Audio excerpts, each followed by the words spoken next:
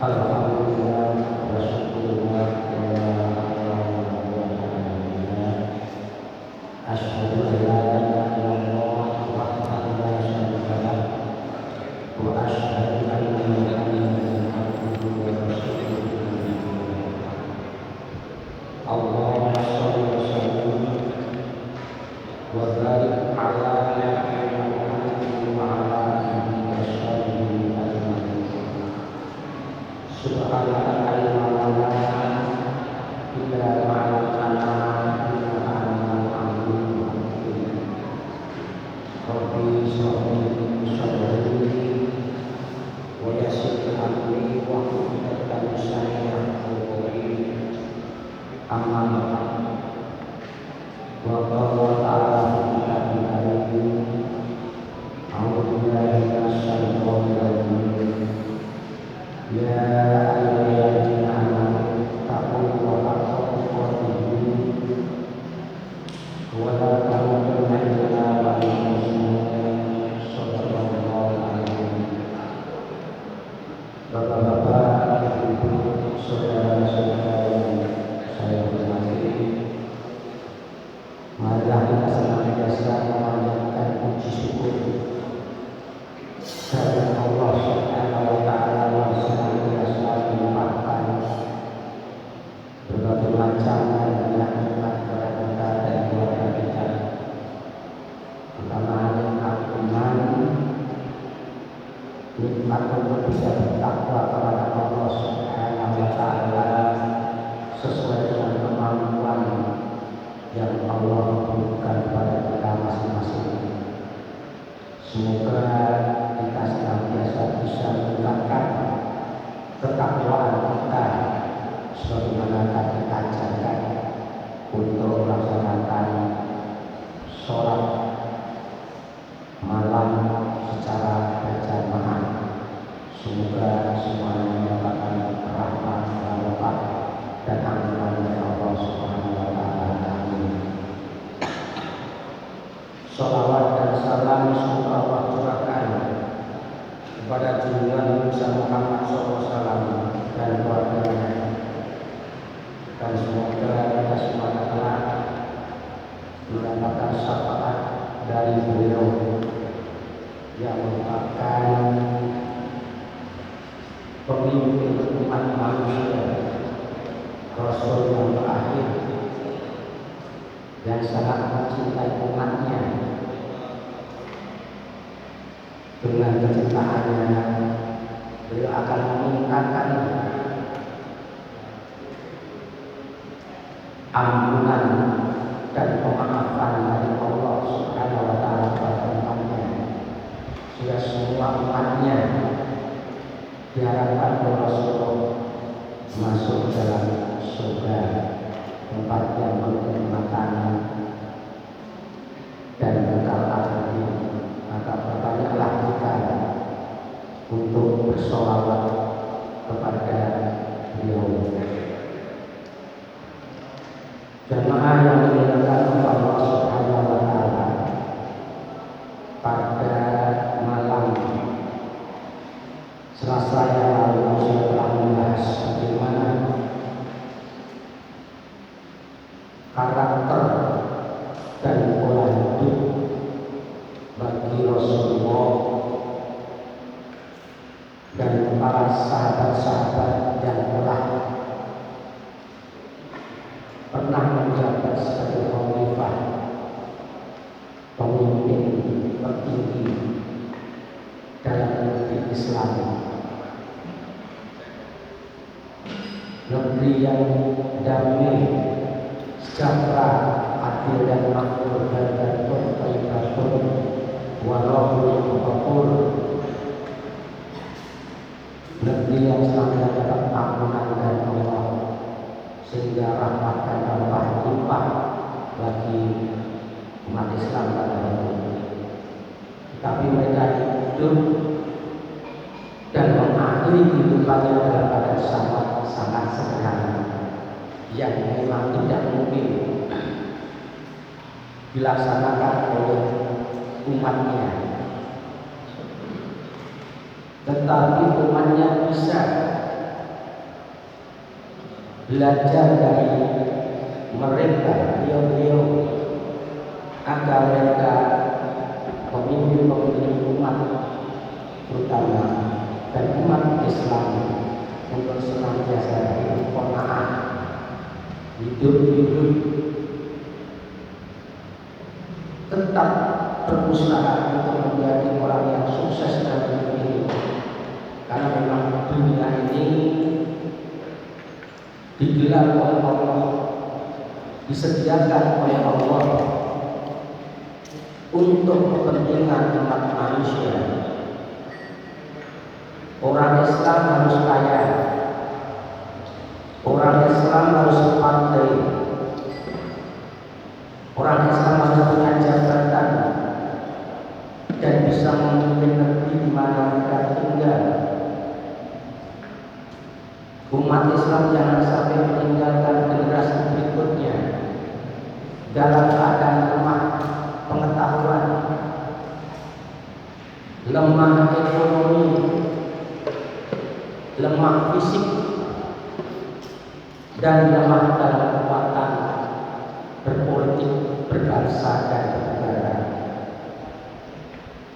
Tetapi tadi semua yang dilakukan oleh umat Islam dalam hidup ini selalu berorientasi pada tujuan akhirat.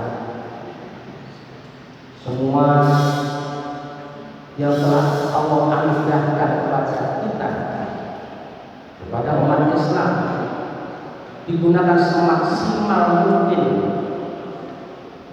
untuk menegakkan agama Allah.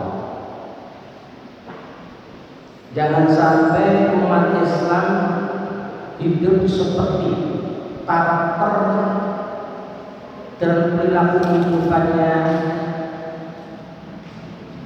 Raja Namrud dan Firaun, gambaran orang-orang yang kekuasaan. Seandainya seorang muslim diberikan oleh Allah jabatan, Allah Ar-Rafiq, Allah itu yang mampu mengangkat derajat seseorang ke derajat tinggi dalam kehidupan dunia maupun akhirat, maka contohlah Nabi Sulaiman alaihissalam. Jangan contoh Nabi dan Fir'aun yang haus kekuasaan dan haus pujian dan menjelungkan diri di hadapan para rasul. Kalau diberikan nikmat harta, janganlah seperti Qarun lupa bahwa semua yang dimiliki Qarun adalah pemberian Allah Subhanahu wa taala, titipan Allah Subhanahu wa taala, sehingga tidak mau menginfakkan sebagian hartanya. Kalau menjadi orang-orang yang berilmu,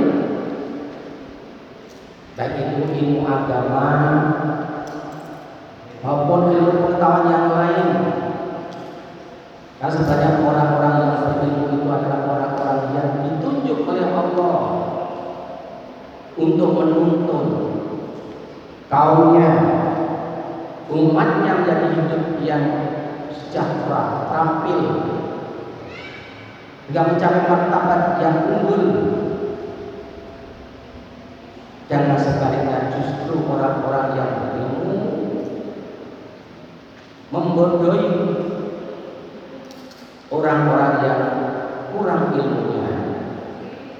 Itu indahnya daripada Islam, karena rusaknya suatu kaum, rusaknya suatu negeri itu terjadi karena rusaknya orang-orang alim, rusaknya ulama, dan itu sudah disampaikan oleh Rasulullah SAW telah akan muncul orang-orang yang berilmu tentang agama tapi akhlaknya buruk, perilaku buruk.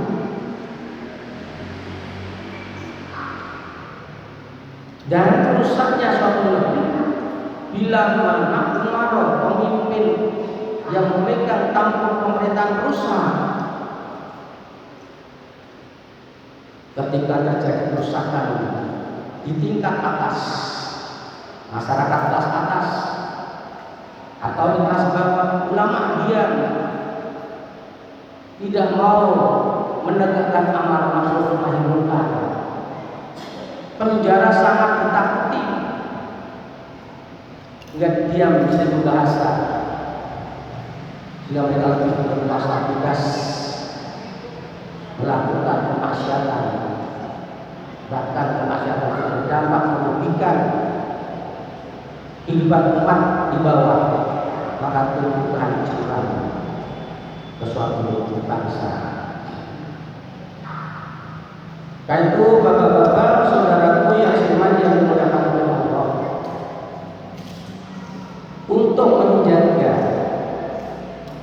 keselamatan dan kesejahteraan dan keadilan sosial bagi seluruh umat manusia di dunia, di dalam Al-Quran Allah telah mengingatkan wanti-wanti kepada kaum Bani Israel yang kebetulan juga orang-orang yang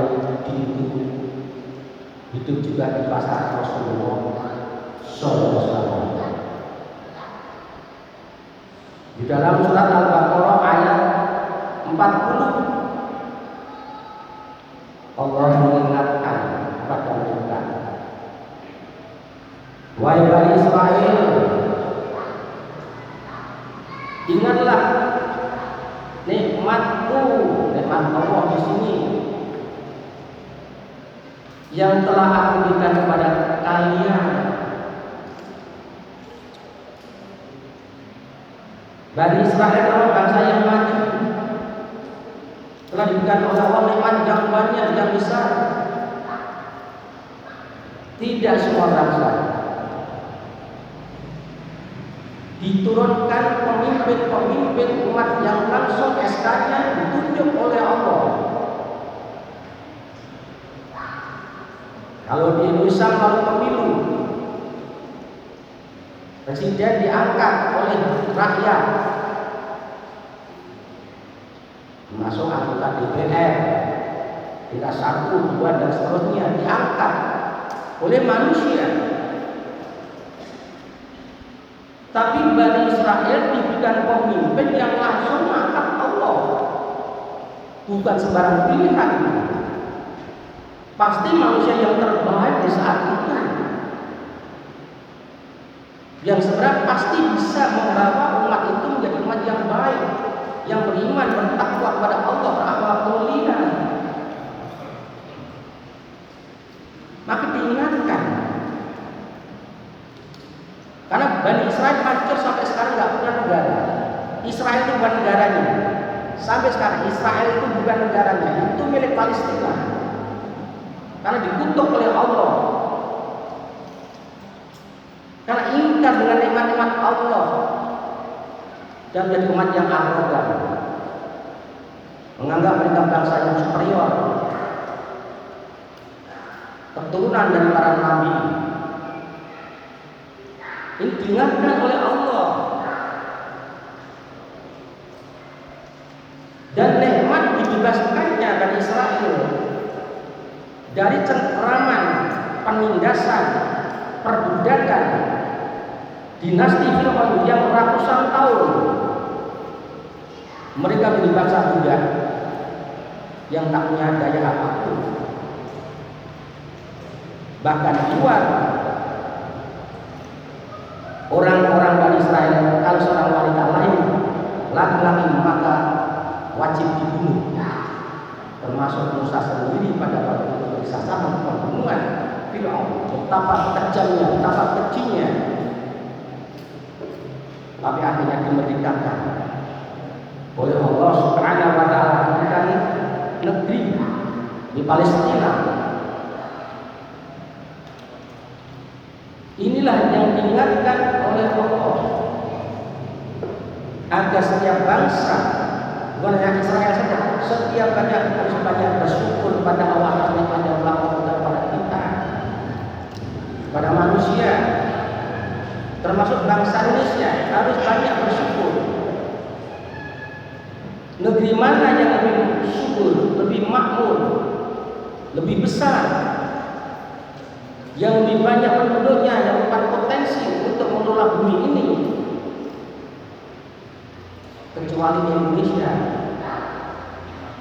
Berapa lama yang sudah dijajah oleh Belanda sampai Jepang, negara kecil, mampu menjajah Indonesia. Kenapa?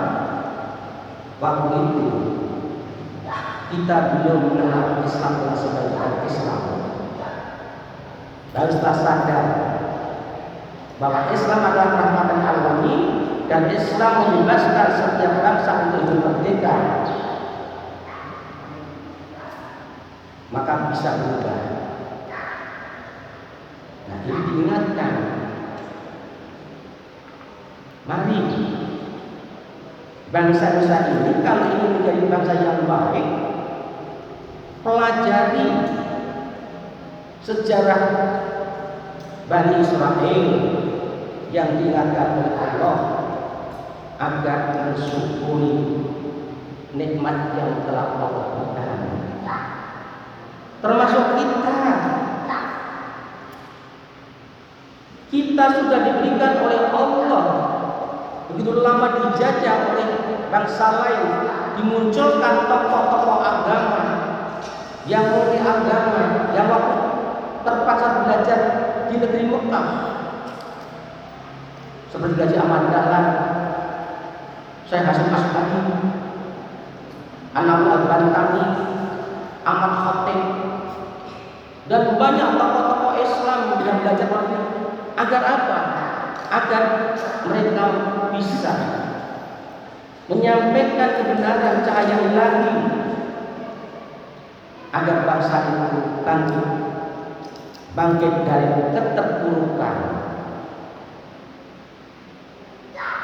Ini penting, karena begitu umat itu jauh dari pemimpin-pemimpin yang bertakwa pada Allah dan lebih dekat kepada pemimpin-pemimpin yang hanya memikirkan dunia ini, tunggu dan kehancuran. Sulit dan sulit sekarang mencari pemimpin yang benar. Cari pemimpin-pemimpin yang saleh sulit, tapi mencari yang salah banyak. Maka diingatkan oleh Allah, baca Quran, baca Quran. Apalagi tadi disampaikan setengah juz itu satu rakaat. Baca dan direnungkan apa artinya. Tadi dalam Al-Quran itu ada sejarah-sejarah kehidupan manusia yang patut kita ambil mutiara kehidupannya. Dan seterusnya. Tidak bisa dibaca, tetapi direnungkan, dibiaskan dalam amal soleh. Ini yang pertama. Allah ingatkan kepada Bani Israel untuk memperbanyak ingat kepada Allah. Bahkan dikatakan, janganlah kamu sekali-kali menjadi orang yang kafir kepada Allah. Kamu, hai Bani Israel, moyangmu kami beri kitab, kata Allah, yaitu Taurat. Itu pedoman hidup. Tidak akan ada orang yang tersesat dalam hidup. Yang hanya sadar adalah tuntunan dari Allah, karena Allah tahu di dalam memberikan hukum-hukum dan kewajiban-kewajiban yang dilakukan oleh umatnya sesuai dengan kemampuannya. La yukallifu nafsan illa wus'aha. Maka ikuti. Nah, yang berikutnya adalah agar Bani Israel mengikuti Al-Quran. Ini perlu dipelajari, perlu diingatkan bangsa kita atau bangsa lain, walaupun kita hidup dalam kemajemukan keyakinan. Tapi secara umat manusia, siapa yang meninggalkan Al-Quran, mereka akan terpuruk. Dan siapa yang hidup berlandaskan Al-Quran, maka dia akan bangkit. Sampai sekarang Bani Israel tidak punya negara. Sejak mereka ditinggalkan oleh Musa, mereka hidup terpecah belah. Tetapi Rasulullah SAW yang melanjutkan kitab-kitab terdahulu, kitab Zabur, Taurat, dan Injil, kemudian dijadikan pedoman hidup bagi Rasulullah dan kaumnya pada waktu bersahabat. Tapi dan tabi'in, Rasulullah dalam waktu 23 tahun mampu membuat negeri yang madaniyah.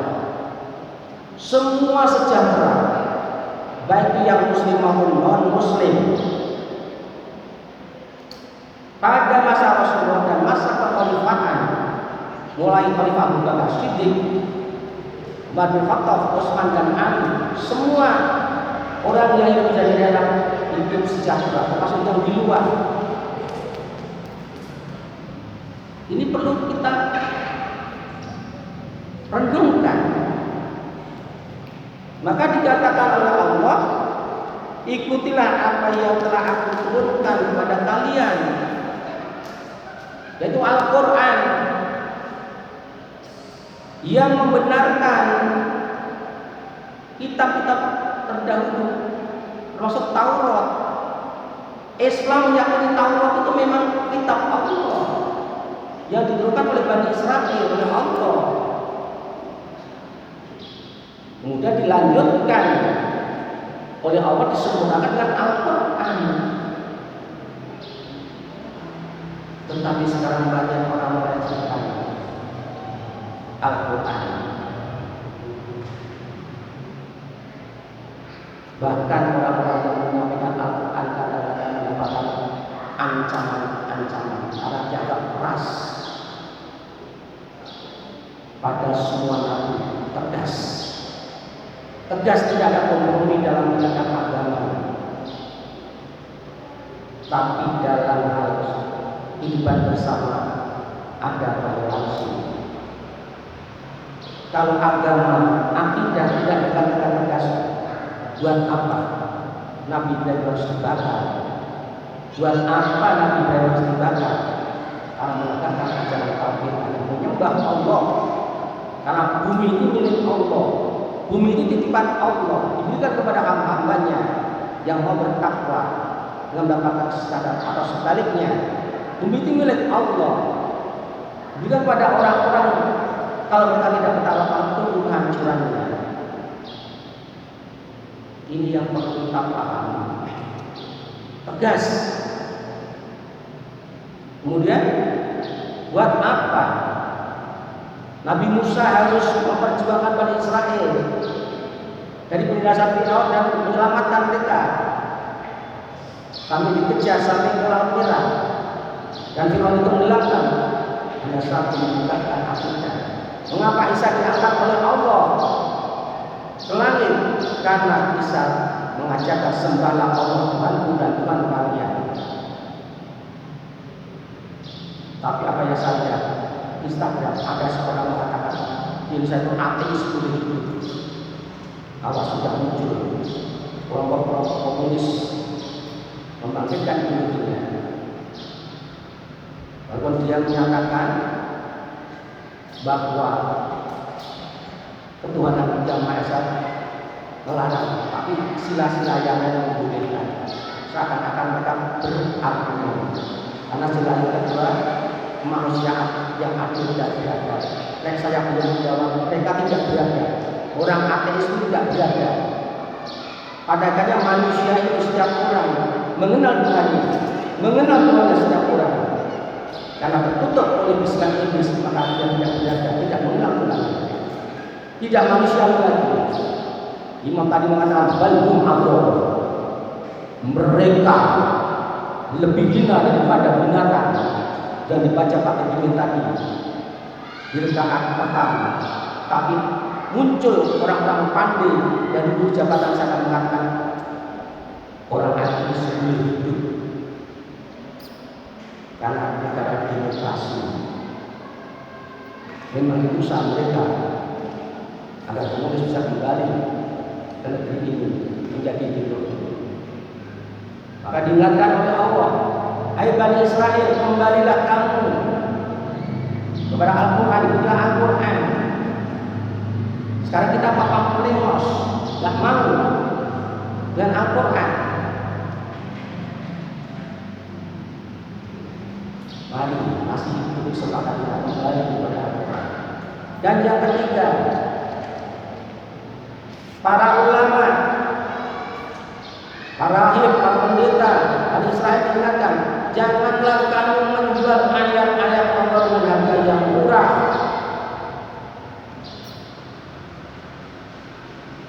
Kalau Ali datang kemari hanya mengeluarkan honor batal, jawab saya datang bukan mengeluarkan honor. Saya datang ingin menyampaikan kebenaran ajaran Islam. Diberi honor pengganti besok, terima kasih. Tapi jangan sampai menjual ayat-ayat Allah. Bahkan untuk bermain politik nanti tahun 2024 sudah jelas Al-Quran. Pilihlah orang-orang Islam. Surat Al-Maidah ayat 51 mau dipinter apa lagi? Itu Quran. Itu demokrasi. Karena kita orang Islam memilih orang yang Islam dan makanya ketaatannya betul-betul. Tetapi yang hidupnya humanisme, menghargai perbedaan pendapat orang lain dan ingin memakmurkan orang lain setelah orang lain, menghargai agama lain. Ini banyak yang pelo nanti. Bahkan umat digunakan untuk mendapatkan porsi takdol umatku dan aku untuk kedudukan di pemerintahan tahun ini. Baca para ustaz, baca para alim yang terjun dalam bidang agama. Jangan kau jual ayat-ayat Allah dengan harga yang murah. Maka Martin Luther protes ketika ada surat ampunan dengan cara membeli.